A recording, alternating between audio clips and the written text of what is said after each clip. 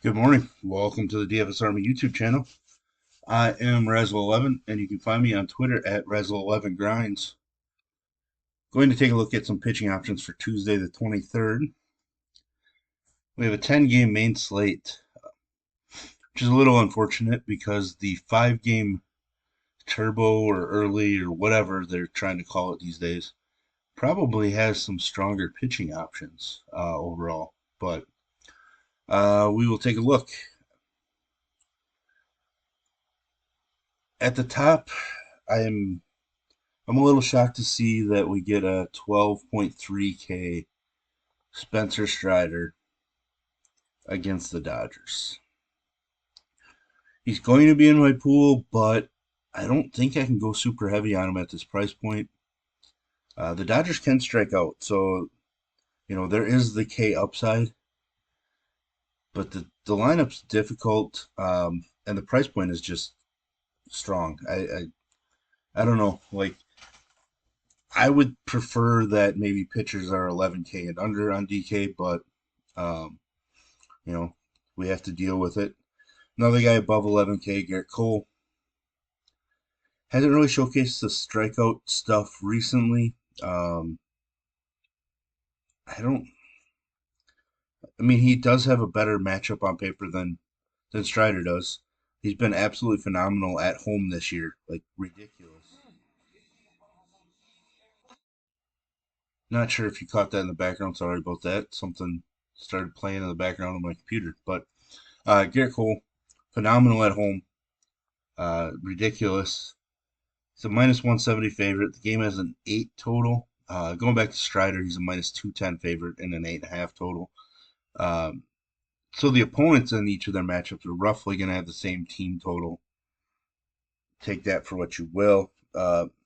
Sonny Gray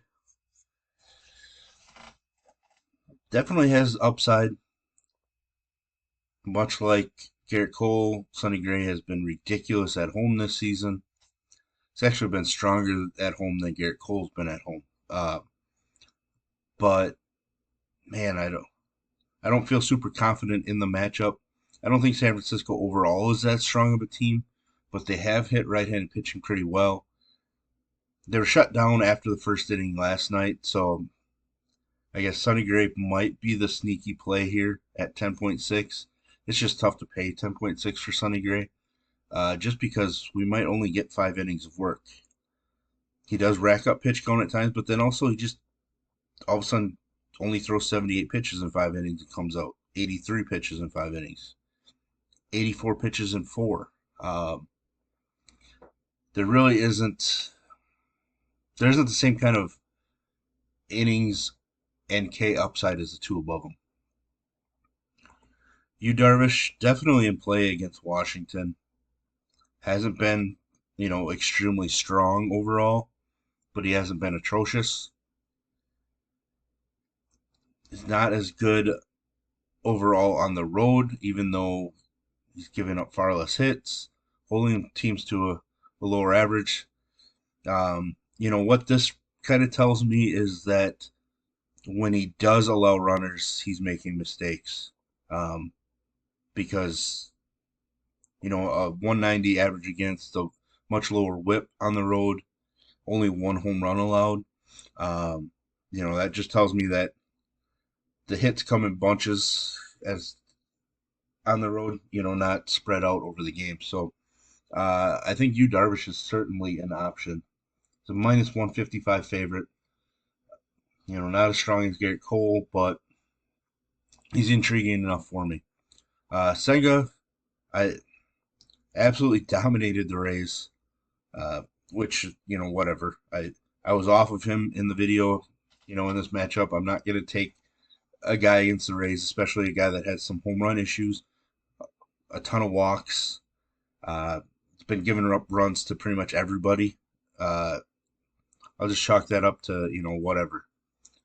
In this spot, he's probably an option against the Cubs. Looking at the weather in Wrigley, the wind is blowing in, and it actually is one of the better environments for pitchers on the slate, but man, that's tough. I think we're going to have to use him. but I don't feel super confident in it. Kind of like I don't feel super confident in anybody above. I just know what these guys can get us, and I don't expect Senga to back up, a career outing. Mackenzie Gore, we know what he can do facing his former team. I like the upside. I like San Diego hasn't been putting up a ton of runs, so I'm intrigued. I just don't really love the price. So this is probably where I'm going to go with a lot of my preferred builds. Eduardo Rodriguez has been spectacular. He's coming off a pretty bad start, but prior to that had been on such a run. I'm going to think that he bounces back a little bit here. Kansas City put up some runs last night, kind of surprised us a little bit, that game, just in general. But, seeing Eduardo Rodriguez with the way that he's thrown the baseball this year at just 8,800, with six guys priced higher than him, I'm very intrigued. Alex Cobb against Minnesota, not super excited. Like they're just the K upside just isn't there right now. He does get a K boost against Minnesota, just keeping the ball in the ballpark. But and I don't. He's probably gonna end up in my pool, but I don't feel great about it. I mean, I'm gonna end up saying that a lot about about a lot of guys on this slate, which is kind of annoying at this point in the day. So you definitely want to join us. Check out my notes as the day progresses, because I will make some final decisions and eliminate some guys from my pool. Try to end up in the 6 to 8 pitcher range on this slate, but gonna have to find some tiebreakers as I dig in more and as we see lineups come out throughout the morning or afternoon. But not really gonna jump on the JP France train this time. Home runs got to him. If I remember correctly, he is a fly ball pitcher. Home runs happen. I don't worry about a Milwaukee offense, but I just don't know that he's somebody I'm going to go with. Drew Smiley continues to pitch extremely well. 2 runs or less in every start since his opening start of the season. I think I have to be interested. Similar to Sonny Gray and Garrett Cole, has been absolutely dominant at home so far this year. So I think he is definitely going to make my pool. Yuri Perez in Colorado. Ton of talent, ton of upside. I was on Edward Cabrera last night in Coors. I am going to be on Yuri Perez as well. I think Perez is a more talented pitcher than Cabrera, which is saying quite a bit. So we could see a strong start out of Perez. Not really interested in much. Maybe Marco Gonzalez, but I never want to play Marco Gonzalez.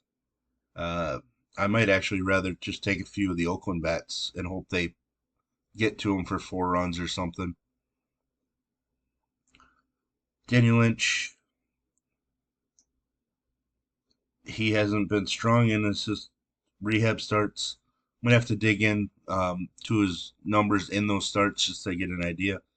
But I might have to fade him, and even though it's against a weaker Detroit team, just kind of play the wait and see game. Brian Bale, maybe surprised last start against Seattle. He's looked good the last few starts. Walks are an issue. I mean, it's a tough team to want to pick on, but being in LA, the park is big enough. Pitch totals are creeping up, so at 6,300, probably going to make my pool, but like I said, I might have to eliminate some guys as the day goes on. Gomber, probably not going to make my pool thanks to Bale being cheaper and obviously in a better environment. Bobby Miller, I wish he was making his debut against a team other than Atlanta. Hasn't been strong at AAA, but I think he's LA's top pitching prospect. Probably a bright future, but he missed multiple weeks to begin the season with an injury, so I'm just not sure we want to go there. Again, it's Atlanta. So, anyways, that's what we have. Kind of a first look idea. Sorry I couldn't pinpoint an exact pool so far, um, but we'll get that updated throughout the day as I eliminate some guys. There are just a bunch of guys, kind of teetering on a yes, no tier right now. So hit the like button, hit the subscribe button, turn the notification bell on, get notifications every time we drop videos at DFS Army. If you want to join us, get access to our tools and our chat, I'll put links in the description below. You can use promo code RAZ for 10% off monthly. And as always, best of luck, everybody.